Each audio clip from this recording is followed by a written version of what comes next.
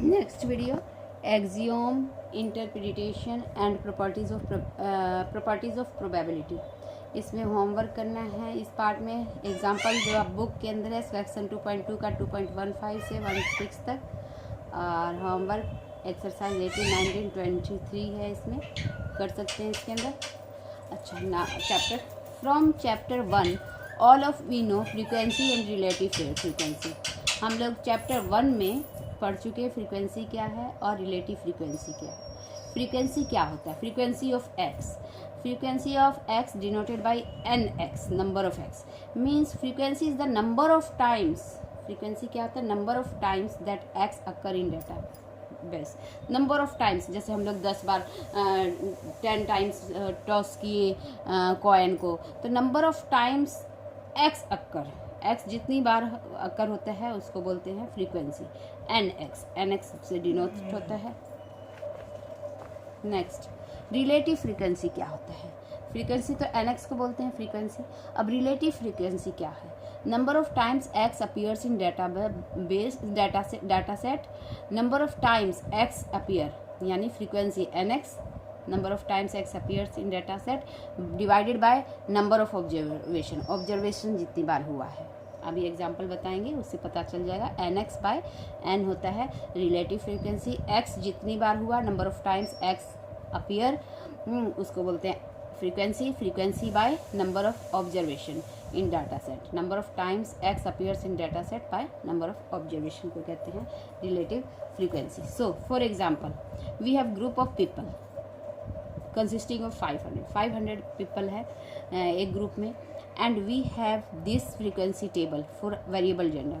जैसे ये frequency table है, टोटल 500 पीपल है, जिसमें जेंडर मेल और मेल है। हाँ, फीमेल कितना है? 200, यानी frequency 200, number of female 200, nx हो गया ये। हाँ, और नंबर ऑफ मेल क्या है? 300। टोटल कितना हो जाएगा? 200 एंड 300, 500। अच्छा, अब फ्रीक्वेंसी निकालना है। फ्रीक्वेंसी क्या होता है? nx बाई n, यानी nx नंबर ऑफ फीमेल कितना है? Number of x occurs, number of female कितना अकर कर रहा है? 200, और टोटल नंबर ऑफ ऑब्जर्वेशन कितना है? 500, यानी 500 में से 200 हो गया, तो 200 बाई 500 यानी 0.4। इसको सॉल्व करेंगे, 2 जीरो से जो 2 जीरो कट गया, 5 और 2 से डिवाइड करेंगे, तो जैसे हैगा डिवाइड करने आ रहा है कि नहीं तुमको, 5/2, 2/5 यानी 5 से 2 को डिवाइड करेंगे, नहीं जा रहा, 0 डेसिमल लगा के फिर ये 5 4 जा 20, ये हो गया 0.4। अब मेल का रिलेटिव फ्रीक्वेंसी निकालना है, तो नंबर ऑफ फ्रीक्वेंसी कितना है मेल का? 300। अब टोटल ऑब्जर्वेशन क्या है? 500, 300 बाई 500 ये आ जाएगा 0.6, और ये दोनों मिला के क्योंकि टोटल हो गया, तो टोटल ऑब्जर्वेशन टोटल जोड़ेंगे तो 1 आना चाहिए। 0.6 प्लस 0.6 0.4 प्लस 0.6 1.0 आ जाएगा, यानी 1, यानी कि टोटल फ्रीक्वेंसी रिलेटिव फ्रीक्वेंसी क्या होगा? 1। Here relative frequency shows that 40%, 4 है 0.4 यानी 40% फीमेल एंड 60% मेल है यहाँ पे। Now interpreting probabilities, consider an experiment that can be repeatedly performed. मान लेते कोई एक्सपेरिमेंट है, बार बार हो रहा है, इन आइडेंटिकल एंड इंडिपेंडेंट फैशन। तो आइडेंटिकल यानी हम लोग निकाल रहे हैं फिर रख रहे हैं, फिर निकाल रहे हैं फिर रख रहे हैं, तो ये तो ऐसे कर ले, चाहे निकाल रहे हैं अपने पास वापस नहीं रख रहे हैं, किसी भी तरह का एक्सपेरिमेंट होता है वो प्रोबेबिलिटी है। जैसे such is rolling a dice, throwing a coin, experiment हो गया। प्रोबेबिलिटी में एक्सपेरिमेंट होते हैं, रोलिंग अ डाइस, थ्रोइंग अ कॉइन, ये सब। मम्मी बंद करो ना, बंद करो, कितना सीटी बजेगा। Let A be an event consisting of a fixed, मान लेते हैं ए कोई इवेंट है of a fixed set of outcomes of the experiment such is head in throwing a coin, coin को थ्रो किए तो हेड आ जाता है, तो वही हेड क्या है? इवेंट है। अगर हम लोग रोल डाइस किए 6 आ जाता है, तो 6 क्या है? इवेंट है। तो ये पहले वाला ही है कि एक्सपेरिमेंट क्या होता है, क्या होता है एक्सपेरिमेंट? मीन्स एनी एक्शन और प्रोसेस दैट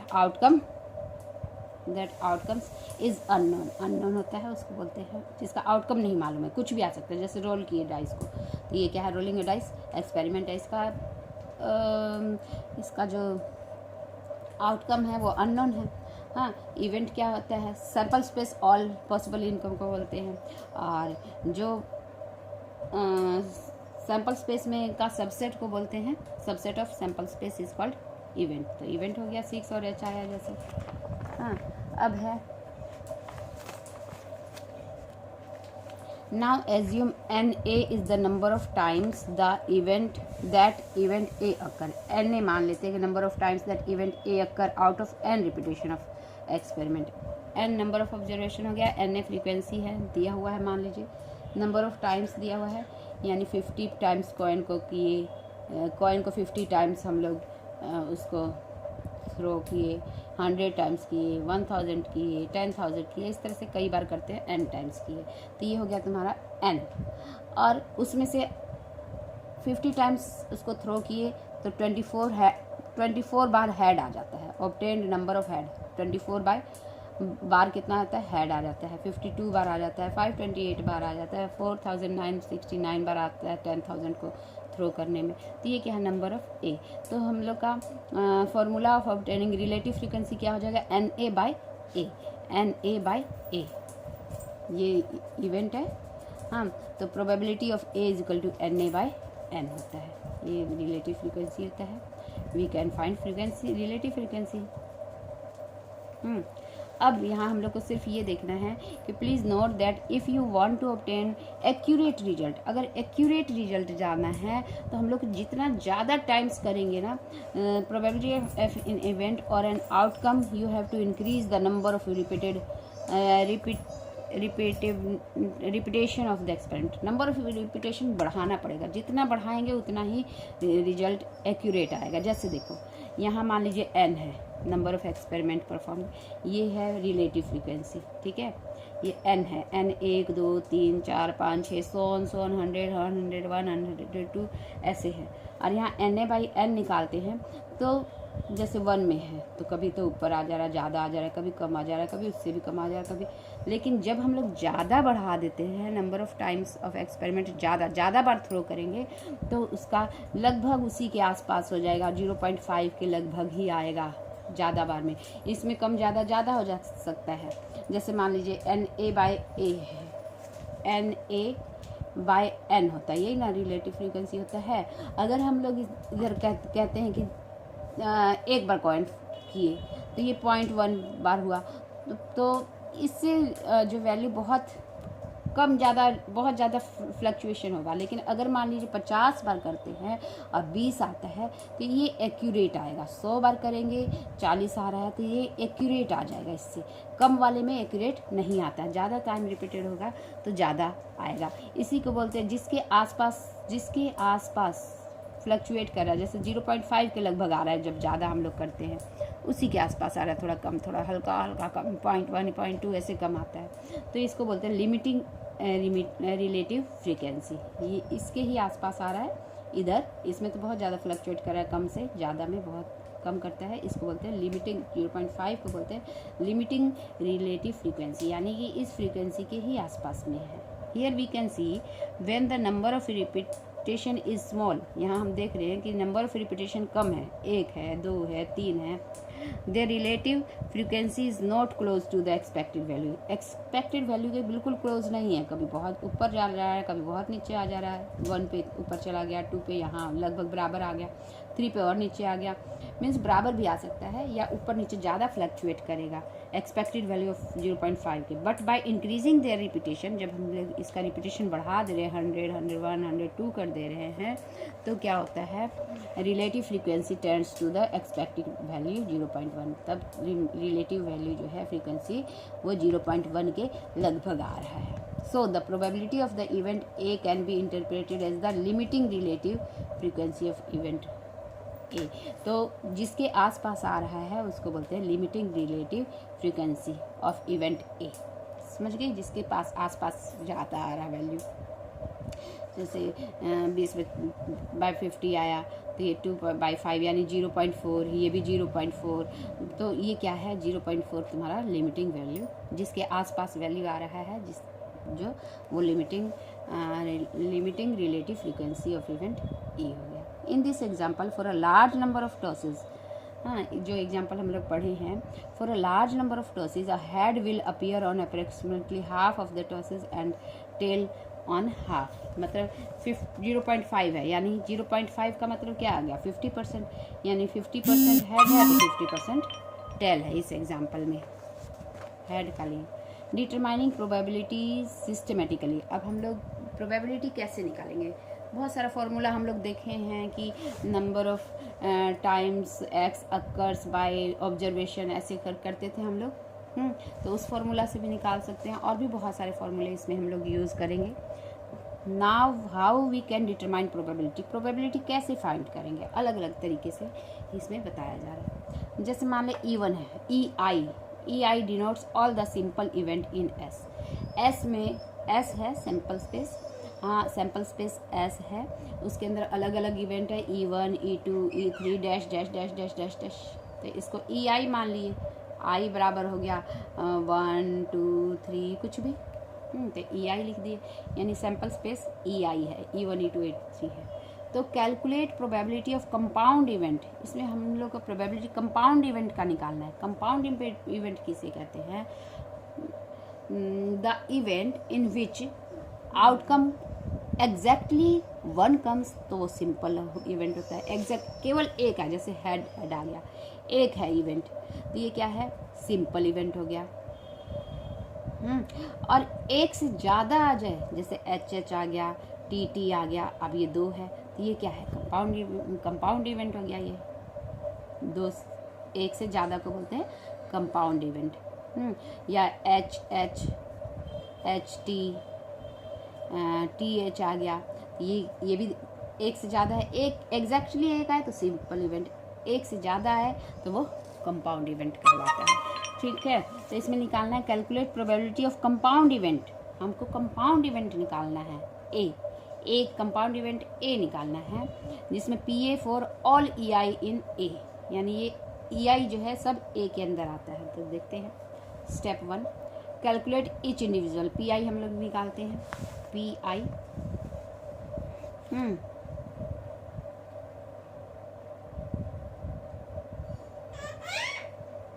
स्टेप 1 हम लोग प्रोबेबिलिटी ऑफ EI निकालते हैं।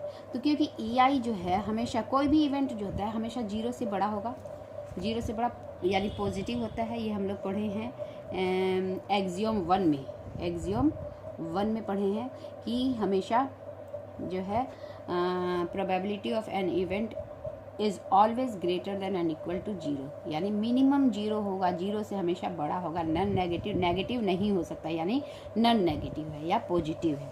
ठीक है, तो P हर एक इवेंट 0 से बड़ा है। हाँ, अगर हम सबको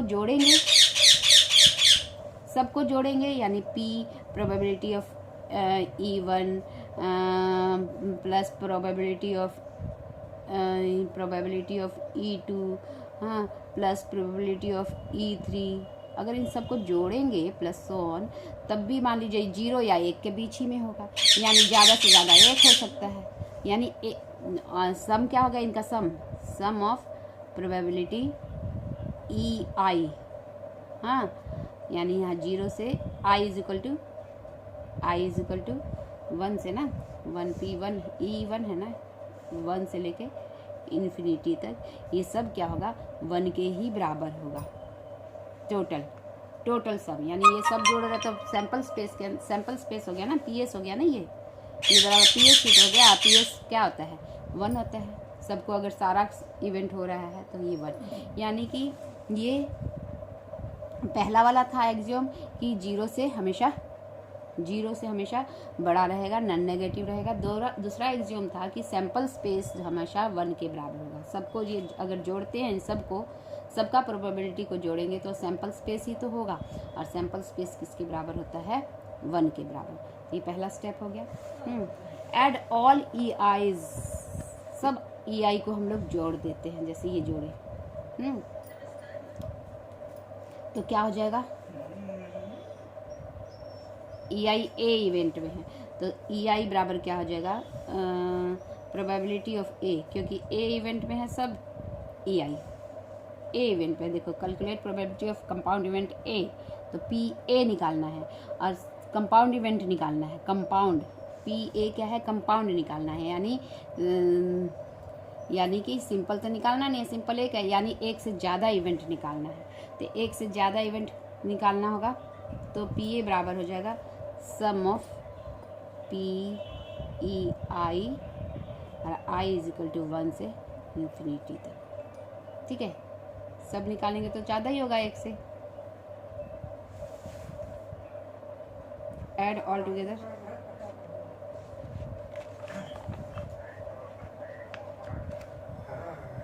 कर रहा है, नहा धो लिए।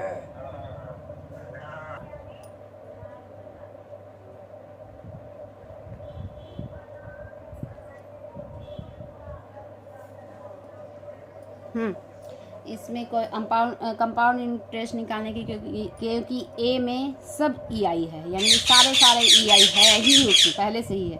तो P प्रोबेबिलिटी ऑफ A निकालेंगे तो sum of probability of A निकालेंगे, क्योंकि A के अंदर सारा EI है, तो sum of PI I is equal to 1 से इन्फिनिटी आ ही जाएगा। अब हम लोग क्वेश्चन निकालते हैं, इसका एग्जाम्पल देखते हैं कैसे सम निकलेगा। देखो फॉर एग्जाम्पल पहला question, for rolling a dice sample space is, अगर एक डाइस को रोल करते हैं तो सैम्पल स्पेस क्या आता है 1 2 3 4 5 6। ठीक है, इसका E1 निकलता है, इवेंट है, E1 में केवल 1 आ रहा है, E2 केवल 2 हो रहा है, E3 3 आ रहा है, E4 4 आ रहा है, E5 5 आ रहा है, E6 6, यानी सब के सब सिंपल इवेंट है, अलग अलग आ रहा है। पहला इवेंट में E1 अलग आ रहा है 1, E2 अलग आ रहा है 2, तो ये सारे सिंपल इवेंट है। We can see that the simple event are disjoint, सबका सिंपल इवेंट जो है डिसजॉइंट होता है, ना 1 में 2 आ रहा है, ना 2 में 1 आ रहा है, ना 2 में 3 आ रहा है, ना 3 में 2 आ रहा है। ये सारे सिंपल इवेंट जो है वो डिसजॉइंट होते हैं। तो इसका मतलब क्या हो गया कि डिसजॉइंट है, इसका मतलब E1 जो है, E1 और E2 का इंटरसेक्शन 5 आ रहा है, एक एम्प्टी। E1 और E2 में कुछ नहीं है, E1 है तुम्हारा 1 और E2 क्या है 2, तो दोनों में E1 और E2 में क्या होता है, इंटरसेक्शन करते हैं तो दोनों में कोई भी कॉमन नहीं, यानी कि ये क्या है इंटरसेक्शन 5, यानी कि डिसजॉइंट है। ठीक है, इसी तरह से E2 और E3 में देखते हैं, इसमें भी कोई कॉमन नहीं है, 2 अलग 3, यानी कि E2 और E3 भी का इंटरसेक्शन भी 5 है। या E1 के साथ E3 करके देखते हैं, E1 और E3, E1 1 है, E2 2 है, E3 क्या है 3 है, तो कोई भी आपस में जो है डिसजॉइंट, सारे आपस में डिसजॉइंट है, यानी कोई भी आपस में एक जैसे कॉमन नहीं है। तो सारे के सारे जो है सिंपल इवेंट डिसजॉइंट है, यानी E1 इंटरसेक्शन E2 भी 5 है, E3 इंटरसेक्शन E4 भी 5 है, सब आपस में इंटरसेक्शन क्या है 5, यानी कि ये डिसजॉइंट है।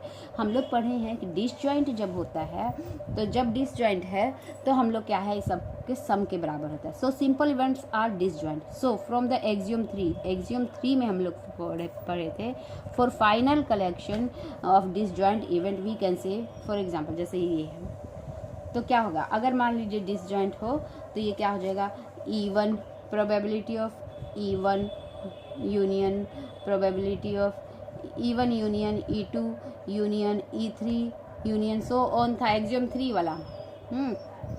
बराबर क्या था PE1 plus P probability of E2 plus probability of E3, इस तरह होता है। अगर ये डिसजॉइंट है सब आपस में, तो इन सब का यूनियन जो है अलग अलग सम के बराबर होगा अकॉर्डिंग टू एक्सियम 3। इसका एग्जांपल देखते हैं।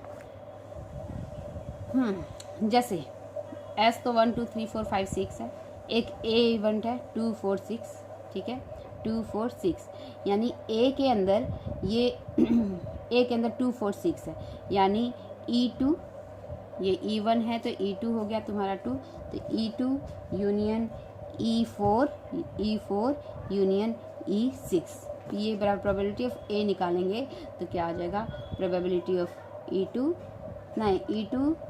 यूनियन E4 यूनियन E6, क्योंकि E1 आपका 1 है, E2 2 है, तो यहाँ 2 है तो E2 लिख दिए, E4 1 2 3 4 E4 इवेंट 4 क्या है 4, तो E4 लिख दिए। इवेंट 6 क्या है 6 है, तो ये लिख देंगे। अब ये जो है सब जो है यूनियन, सबका यूनियन अगर डिसजॉइंट है तो, क्योंकि E1 E2 E3 E4 सबका सिंपल इवेंट डिसजॉइंट है, इसलिए इनको हम लोग लिख सकते हैं probability of E2 plus probability of E4 plus probability of E6। So by using the probability of simple we can obtain the probability of compound event. इस तरह से कंपाउंड इवेंट का हम लोग प्रोबेबिलिटी निकाल सकते हैं। समझ गई? अब दूसरा है, मान लीजिए लेट S 5 6 7 है, सिंपल स्पेस 5 6 7 है।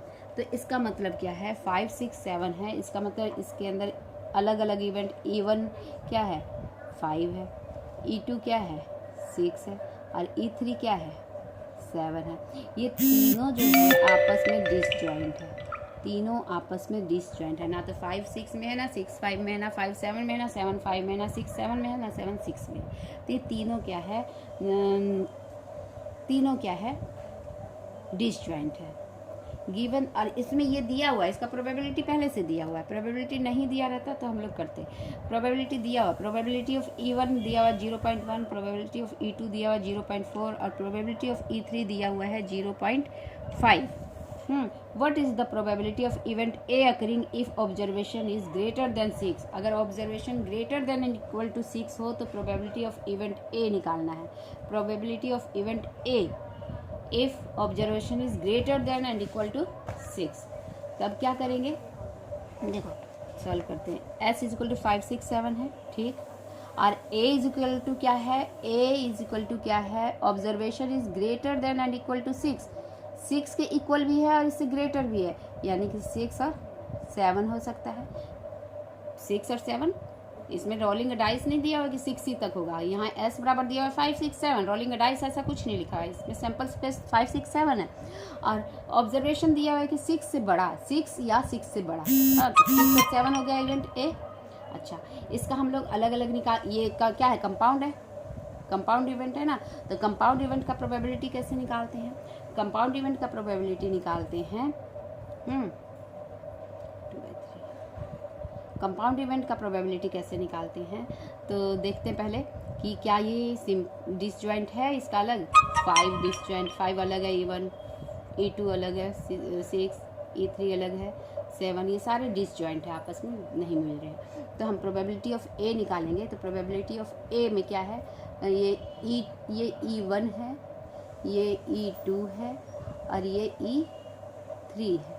That means probability of E2 6 E2 है, यूनियन प्रोबेबिलिटी ऑफ E3। तो जब डिसजॉइंट है तो इसको हम लोग लिख सकते हैं probability of E2 plus probability of E3। और प्रोबेबिलिटी ऑफ E2 दिया हुआ है 0.4 और प्रोबेबिलिटी ऑफ E3 दिया हुआ है 0.5 दिया हुआ था यहाँ पीछे। हाँ, तो ये जगह 0.4 प्लस 0.5 0.9, ये आंसर आ गया। ठीक है, कंपाउंड, अगर कंपाउंड इवेंट है तो उसको हम लोग प्रोबेबिलिटी इस तरह से निकाल सकते हैं। इजी वे हो गया क्योंकि हम लोग एक्सियोम 3 का यूज़ करके। Equally likely outcome. अब इक्वली लाइकली आउटकम क्या होता है, पहले इसको हम लोग एग्जाम्पल से समझते हैं। What happens if the probability is distributed equally. अगर प्रोबेबिलिटी इक्वली डिस्ट्रीब्यूटेड है, मतलब जितना प्रोबेबिलिटी ऑफ है, जैसे मान लीजिए एक कॉइन को हम लोग टॉस किए और वो कॉइन फेयर है, फेयर मतलब बराबर आ रहा है, बराबर चांस है, बराबर चांस है हेड आने का, बराबर चांस है टेल आने का। तो प्रोबेबिलिटी ऑफ हेड और प्रोबेबिलिटी ऑफ टेल दोनों का चांस बराबर है। हेड जैसे S हो जाएगा तुम्हारा क्या, S बराबर HT हो जाएगा, यानी E1 H हो गया। तो H की जगह हम लोग E1 भी लग सकते हैं, PE1 बराबर PE1, और दोनों का चांस बराबर बराबर है तो हम लिख सकते हैं PE1, PH की जगह PE1 लिख सकते हैं कि PH E1 इवेंट है और T E2 इवेंट है, यानी PH बराबर PT बराबर P मान लेते दोनों का इक्वल चांस है, तो दोनों का हम लोग मान लेते आउटकम P आता है। ठीक है, E1 और E2 है। हाँ, बोथ आर डिसजॉइंट, दोनों तो डिसजॉइंट है। H ना तो T में है ना T H में है, दोनों डिसजॉइंट है, इसलिए हम लोग निकाल सकते हैं पी एस बराबर क्या हो गया, पी एस दोनों का चांस है इसमें इक्वल चांस है, तो हम लोग ये नहीं कि केवल टी का निकालेंगे, केवल एच का निकालेंगे, हम लोग दोनों का निकालेंगे। तो दोनों का पी एस बराबर क्या हो जाएगा, P probability of E1 union E2। अब यूनियन यूटी है, दोनों क्या है, दोनों डिसजॉइंट है दोनों, तो डिसजॉइंट है तो दोनों को अलग लिख सकते हैं, probability of E1 plus probability of E2। अब पता है कि प्रोबेबिलिटी ऑफ सैंपल स्पेस 1 के बराबर होता है अकॉर्डिंग टू एक्सियोम 2 में है कि पी एस सैंपल स्पेस हमेशा बराबर होता है 1 के बराबर होता है, यानी कि 2 ही चांसेस में और दोनों आते हैं तो 2 के 2 1 आ गया, ठीक है। तो ये प्रोबेबिलिटी ऑफ सैंपल स्पेस 1 और PE1 प्लस PE2, और PE1 और PE2 कितना है, P के बराबर माने हैं, तो 1 इज इक्वल टू P, इसकी जगह P लिख दिए, इसकी जगह भी P लिख दिए, तो ये हो जाएगा P plus P 2P, 1 is equal to 2P, और P इज इक्वल टू क्या हो जाएगा, 2 को इधर ले जाएंगे तो P इज इक्वल टू 1/2, यानी 0.5 चांस है हेड आने का और 0.5 चांस है टेल आने का। So we can say that for a fair coin मतलब कि दोनों चांस बराबर, the PH and PT is equal to 0.5, यानी 50-50% है दोनों का आने का, ठीक है। इसको बोलते हैं इक्वली लाइकली आउटकम। और इसका एग्जांपल देखते हैं, फिर इसका डेफिनेशन भी बताएंगे। कितना रह गया, बस एक पेज रह गया, नया पढ़ूंगी मैं। Now consider that we have a coin that is not fair. अब मान लेते एक कॉइन को हम लोग टॉस किए, वो फेयर नहीं है। We know that probability of H is twice of probability of T। अब बराबर नहीं, अगर बराबर रहता तो probability of E1 is equal to probability of E2 रहता। अगर फेयर रहता तो कॉइन अगर फेयर रहता तो E1 is equal to E2, यानी कि E1 क्या है, H, probability of H is equal to probability of T रहता। लेकिन यहाँ बोल रहा है कि नॉट फेयर नहीं है, और यहाँ दिया है कि H is twice probability of E1 यानी H इज ट्वाइस, ये दुगना है किससे, प्रोबेबिलिटी ऑफ E2 से। तो मान लेते हैं E2 को P मान लेते हैं, let E2 is equal to P, तो ये क्या आ जाएगा 2P। समझ गई। How can we obtain the probability of H and T। अब दोबारा करके देखते हैं। सैंपल स्पेस क्या हो गया, H और T दोनों आता है, E1 H है और E2 T है, तो प्रोबेबिलिटी ऑफ E1 अगर प्रोबेबिलिटी ऑफ E2 से डबल है, H वाला हेड का आने का डबल ट्वाइस है, तो हम लोग इसको टेल वाले को P मान लेते हैं और उसको मान लेते हैं, इसको P मानेंगे तो ये 2P हो जाएगा। अच्छा, we know that probability of E1 and E2 are disjoint. ये दोनों डिसजॉइंट है, जानते हैं। H ना तो T में है, E1 ना तो E2 में है, ना E2 E1 में है, यानी ये डिसजॉइंट है। जरूरी है कि डिसजॉइंट होगा तभी ये प्लस ये होता है। अकॉर्डिंग टू एक्सियोम 3 में ऐसा होता है। तो अब क्या है गया, PS निकालेंगे हम लोग। PS is equal to probability of E1, ये E1 है और ये E2 है। Probability of E1 union E2, क्योंकि दोनों डिसजॉइंट है, दोनों का इवेंट आपस में नहीं है। अब सिंपल में वो डिसजॉइंट नहीं है, तो इसको जब डिसजॉइंट नहीं है तो इसका लिख सकते हैं PE1 plus P probability of E2। अब प्रोबेबिलिटी ऑफ E1 तो 2P था, 2P था, और E2 क्या था, P था, तो ये इसकी जगह 2P और इसकी जगह P लिख देंगे, 2P प्लस P, यानी 1 इज इक्वल टू 3P हो गया। अब 3 को इधर ले जाएंगे तो P इज इक्वल टू 1/3 आ गया। तो 1/3 इसका मतलब क्या हो गया, 3 से करते नहीं जा रहा, 0 लगा देंगे, पॉइंट 10 3 3 9, ये आ गया 1, फिर डेसिमल लग चुका है तो अब 0 लगा सकते हैं, फिर 3 9, यानी 0.33 E2 को आने का चांस। P बराबर किसका है, E2 वाला है, E2 वाला P है, तो क्या हो जाएगा, E2 के आने का चांस 0.33 है और E1 के आने का चांस क्या हो जाएगा, इसका जस्ट दुगना, यानी 2 × 3 0.33, तो क्या आ जाएगा 0.66 करो, चाहे इन दोनों को जोड़ के 100 आना चाहिए था, तो 767 यही आंसर आ गया। In some experiments we can assume that for a total of n outcomes. In some experiment, we can assume that for a total of n outcomes. अब n आउटकम्स टोटल अगर मान हो, n आउटकम्स है दिया रहे तो हम लोग क्या करते हैं, इक्वल प्रोबेबिलिटी के लिए all simple events to all n simple events, इसका देखते हैं। अगर n आउटकम दिया रहे तब कैसे निकालते हैं। जैसे देखो, assume that the probability of all simple events even are equal. दिया हुआ है कि ई आई सबका जो है प्रोबेबिलिटी इक्वल है, यानी लाइकली इक्वल है। लाइकली इक्वल हो गया, सबका प्रोबेबिलिटी इक्वल है मीन्स लाइकली इक्वल ही हो गया। तो इसका मतलब जो भी आउटकम दिया हुआ है वो इक्वल होगा। तो प्रोबेबिलिटी ऑफ ऑल इवेंट, यानी हम लोग मान लेते हैं कि n आउटकम है, तो 1/n हो जाएगा। पहला वाला E1 E2 E3 है, 3 है यहाँ, E1 E2 E3। तो प्रोबेबिलिटी ऑफ ऑल इवेंट क्या हो जाएगा, E1 का भी प्रोबेबिलिटी ऑफ E1 का भी 1/n, प्रोबेबिलिटी ऑफ E2 का भी 1/n, प्रोबेबिलिटी ऑफ E3 का भी 1/n, और तीनों का जोड़ का 1 आना चाहिए, 1 आना चाहिए ये बराबर, क्योंकि PS होता है। देखो, probability of S is equal to क्या होता है, probability of E1 plus probability of E2 plus probability of E3, जैसे पहले पढ़े हैं, क्योंकि तीनों डिसजॉइंट है। सिंपल इवेंट इसका डिसजॉइंट है ही, E1 E2 E3 कोई भी आपस में नहीं है, तो इसका मतलब probability of E1 union E2 union E3 बराबर तो यही ना होता है, probability of E1 plus E2 E3, जब ये तीनों आपस में डिसजॉइंट हो तो PS। अब PS मालूम है कि एक्सियम 2 के अनुसार 1 के बराबर होता है। ये 1/n है, तो कितना आ जाएगा, ये सॉल्व कर लेंगे। तो इसको हम लोग n नंबर ऑफ, वो नहीं मालूम है क्या है, n दिया हुआ है, तो इस फॉर्मूले से भी निकाल सकते हैं, इसको ऐसे भी निकाल सकते हैं, इससे भी निकाल दिया जा सकता है। यानी probability of E1 i is equal to 1 से n, समेशन ऑफ PI 1 से n इज इक्वल टू 1 है, ये हो गया। नाउ क्वेश्चन, बस एक पेज और रहेगा। If we assume that the probability of all the simple events in a sample space are equal, दिया हुआ है कि probability सब equal है, यानी equally likely है, equally likely event हो गया,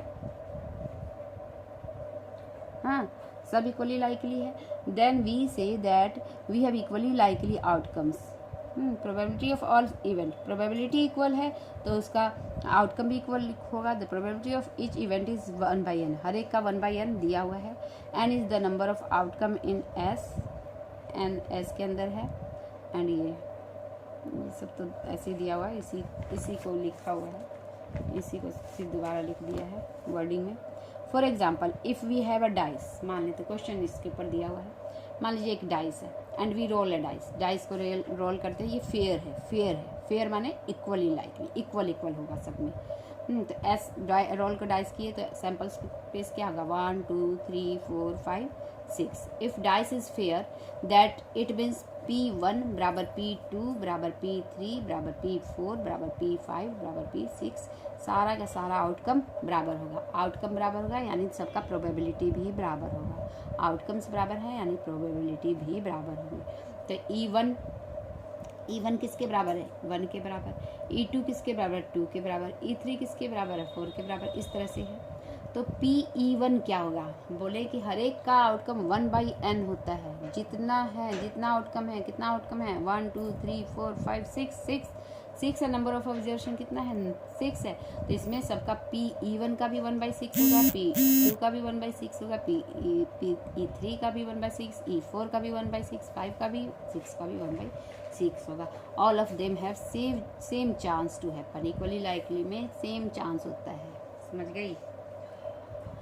प्रीवियस पहले वाला एग्जाम्पल था, दो वाला एग्जाम्पल जो हम लोग किए थे पहले कैसे किए थे, जैसे हम लोग एग्जाम्पल 2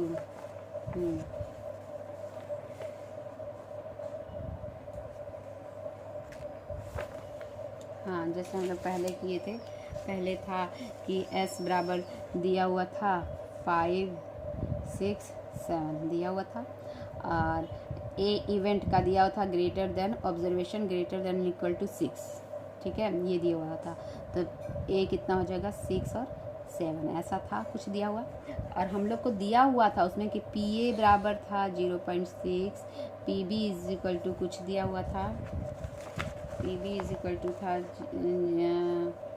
पी बी नहीं पी E1 दिया हुआ था, E1 ये E1 is equal to 0.6, E2 था 0.4 और E3 था प्रोबेबिलिटी 0.5।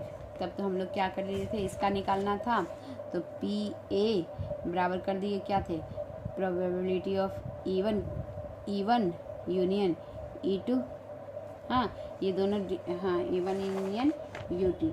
और क्योंकि ये सारे जो है तीनों डिसजॉइंट है, E1 5 के बराबर है, E2 कितना है 6 के बराबर है, और E3 कितना है 7 के बराबर है। तीनों जो है डिसजॉइंट है, आपस में नहीं आते हैं, एक दूसरे में नहीं आता है।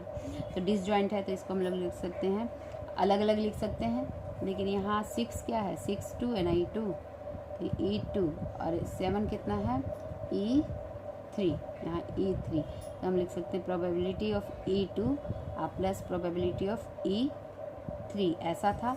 E2 का है 0.4 और E3 का है 0.5 इज इक्वल टू 0.9, ऐसा आया था। लेकिन अब इस क्वेश्चन में अगर इक्वली लाइकली होगा तो मान लीजिए S इज इक्वल टू 5 6 7 है, हाँ, और A इज इक्वल टू 6 7 है, ठीक है। तो इक्वली लाइकली सबका प्रोबेबिलिटी इक्वल होगा, यानी कि PE1 बराबर PE2 बराबर PE3 होगा, ये तीनों इक्वल होगा। इसमें तो अलग अलग दिया हुआ था, ये इक्वली नहीं था। अब इसमें तीनों का प्रोबेबिलिटी सेम होगा, तीनों का प्रोबेबिलिटी सेम होगा, और तीनों का क्या, PE1 का 5 है, यानी एक है, एक में से 3 में से एक, इसका भी प्रोबेबिलिटी होगा 3 में से एक, यानी n है 3, n बराबर क्या हो गया यहाँ 3, तो 1/n होता है इक्वली लाइकली में। तो 1/n, ये भी 1/n और ये भी 1/n, 1/3 1/3 1/3 है। तो हम लोग को इसका निकालना है। तो probability of A is equal to क्या होगा, प्रोबेबिलिटी ऑफ E2 ना, ये E2 है, E2 यूनियन E3, यानी probability of E2 plus probability of E3, ठीक है। यानी प्रोबेबिलिटी ऑफ E2 कितना है, E2 1/3 है, हाँ, प्लस प्रोबेबिलिटी ऑफ E3 क्या है 1/3 है। तो इसको हम लोग करेंगे तो कितना आ जाएगा 3 LCM 1 + 1 यानी 2/3 प्रोबेबिलिटी है। प्रोबेबिलिटी ऑफ A के कितना निकल गया 2/3। इक्वली लाइकली में प्रोबेबिलिटी सबका बराबर होता है। So when the various outcomes of an experiment are equally likely, इसलिए जब भी अलग अलग आउटकम में, आउटकम तो अलग अलग है, लेकिन अगर एक्सपेरिमेंट इक्वली लाइकली है यानी same probability is assign to each simple event, हर एक का प्रोबेबिलिटी सेम होगा। The task of completing probability reduces to counting. In particular, if ns is number of outcome, अगर ns number of outcome है in sample space and na is the number of outcomes contained in an event, then the probability of event A is, अगर ns जो है number of outcomes हो और na जो है वो number of outcome, ये number of outcomes in sample space है और na क्या है number of outcomes in event A है, हाँ, तो रिलेटिव फ्रीक्वेंसी क्या होता है NA/NS, सैम्पल स्पेस वाला नीचे आ जाता है। जैसे it means the number of simple event in A, जैसे S है 5 6 7 हो गया, A में 6 7 हो गया, तो रिलेटिव फ्रीक्वेंसी 5 का रिलेटिव फ्रीक्वेंसी क्या है, इस हिसाब से भी वही होगा। देखो चुप, N5 निकालने का क्या है, देखो NA/NS, NA नहीं, NS कितना है, NS में क्या है नंबर ऑफ 1 2 3, 1 2 3 हो गया, और NA में केवल 6 6 के 5 का प्रोबेबिलिटी अगर निकालें तो 1/3 है, 6 का निकालें तो 1/3 है, 7 का निकालेंगे तो 1/3 है। अब इसका रिलेटिव फ्रीक्वेंसी निकालेंगे तो PA का रिलेटिव फ्रीक्वेंसी निकालेंगे तो PA बराबर क्या आ जाएगा, प्रोबेबिलिटी ऑफ A का, तो number of outcomes in A bye number of outcomes in space, number of outcome in A। अगर आपको रिलेटिव फ्रीक्वेंसी बोले तो A का, तो A में 2 है और S में क्या है 3, तो 2/3 निकल गया। अब एक दूसरा, इन रोलिंग डाइस, अगर हम लोग डाइस को रोल करते हैं तो S बराबर ये आता है, ठीक है। इसका इवेंट, A का इवेंट ये है, B का इवेंट ये है, C का नल है 0 और D का इतना है। तो हम लोग निकालना PA, प्रोबेबिलिटी ऑफ A कितना है, रिलेटिव फ्रीक्वेंसी निकालना है इसका, सबका रिलेटिव फ्रीक्वेंसी। तो देखो 2/6, इसको हम लोग वैसे भी कर सकते थे ना, 1/3 + 1/3 2/3 हो गया। प्रोबेबिलिटी ये क्या हो जाएगा, रिलेटिव फ्रीक्वेंसी हो जाएगा A का रिलेटिव फ्रीक्वेंसी 2/6, हाँ। B का रिलेटिव फ्रीक्वेंसी होगा अगर B का तो 3/6, और अगर C का निकालेंगे तो ये 0 है, 0/6, और D का निकालेंगे तो 4/6, और S का खुद का निकालेंगे तो 6/6 यानी 1 आता है। यही है तुम्हारा